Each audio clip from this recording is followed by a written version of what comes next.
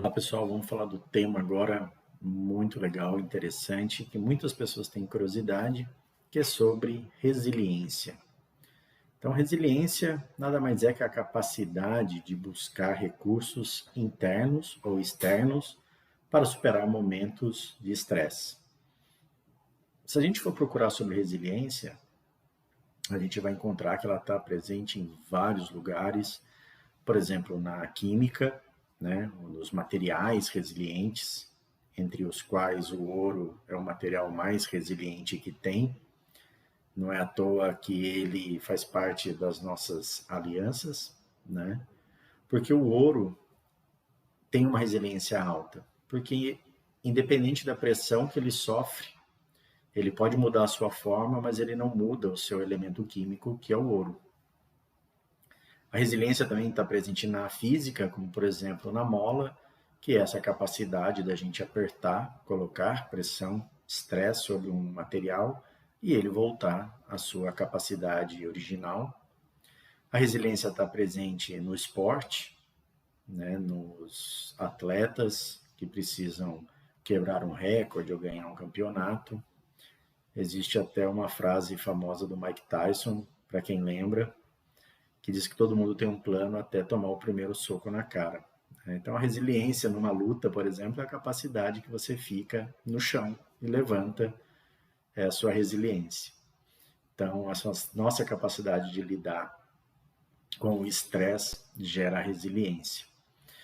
E é importante que a gente tenha resiliência também na vida e nos negócios, né? Que é essa nossa capacidade de lidar com o estresse, essa nossa capacidade de lidar com essa pressão, com esse calor, sem a gente deixar de perder o nosso elemento, né, básico, a nossa personalidade, o nosso caráter, a nossa estrutura principal.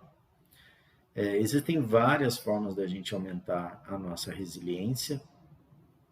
Uma delas, que talvez as pessoas não praticam, mas é uma das mais poderosas, é a questão da autocompaixão.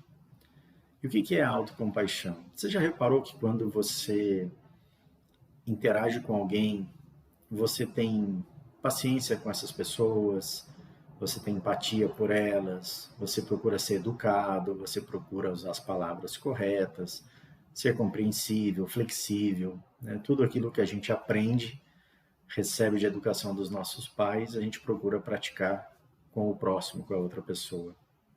Mas e com você mesmo? Como é que é esse diálogo, essa conversa que tem com você mesmo quando você erra? Ou quando você está sob pressão? Nem sempre a gente é legal com a gente mesmo, não é verdade? Muitas das vezes essa conversa é bem dura, a gente pega bem pesado aí com a gente mesmo. Então procure ser um pouco mais compreensivo com você mesmo, né? De você ser leve com você mesmo, apoiar você mesmo naquelas conversas internas. É como aquele conceito, para quem já andou de avião, primeiro põe a máscara em você, depois você tenta fazer para o outro. A resiliência primeiro tem que começar por você, para depois você procurar ser resiliente com as outras pessoas e as outras situações. A resiliência, normalmente as pessoas falam, a pessoa não sabe lidar com o estresse. Não é o estresse que é alto, é a resiliência que é baixa.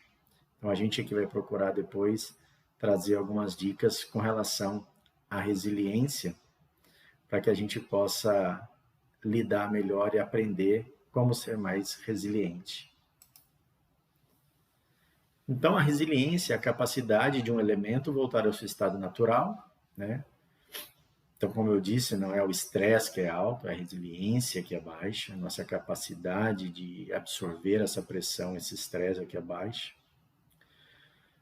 Mas eu acho que interessante, 75% dos líderes, dos grandes líderes mundiais, vieram de ambientes e condições negativas adversas, ou que tiveram que usar a resiliência.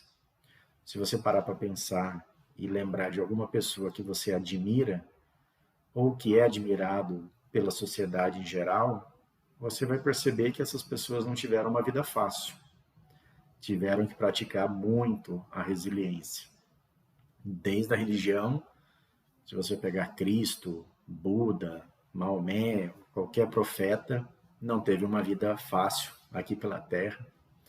Se você pegar os grandes políticos, os grandes oradores, Martin Luther King, ou por exemplo, Madre Teresa de Calcutá, ou qualquer pessoa que você admire, próximo de você, talvez seu pai, sua mãe, seu irmão, alguém que você tenha trabalhado, normalmente essa pessoa é admirada pela capacidade de superação e de resiliência e a capacidade dela lidar com o estresse.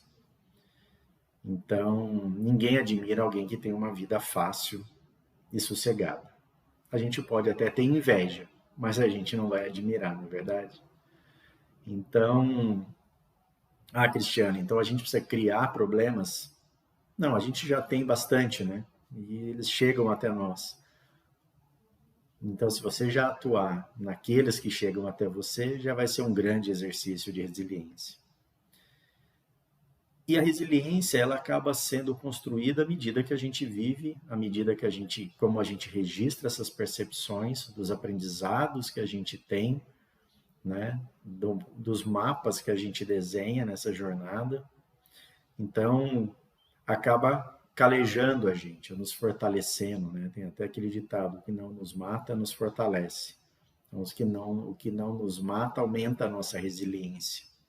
Então, quanto mais a vida pressiona você, mais você vai acessar aquelas capacidades que eu falei que estão lá guardadas, mas não foram requeridas. Então, esses momentos de resiliência, de estresse, fazem surgir as competências. Por dia, passamos em média 23 adversidades por dia, né? Então, a gente não precisa procurar problema. Em média, você já vai ter 23 situações para praticar a resiliência. Então, vamos fazer com que a resiliência seja algo positivo no sentido de usar ela a nosso favor.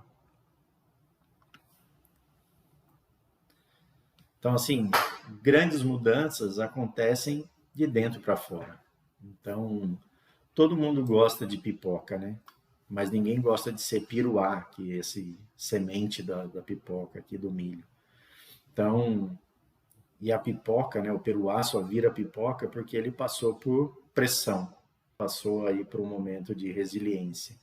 Então, às vezes a gente quer se tornar uma melhor pessoa, um melhor profissional, mas não quer passar pelos desafios que isso exige da gente. Então, se a gente consegue enxergar isso como algo que vai nos tornar uma versão melhor, isso acaba sendo algo positivo e não negativo aí na nossa trajetória.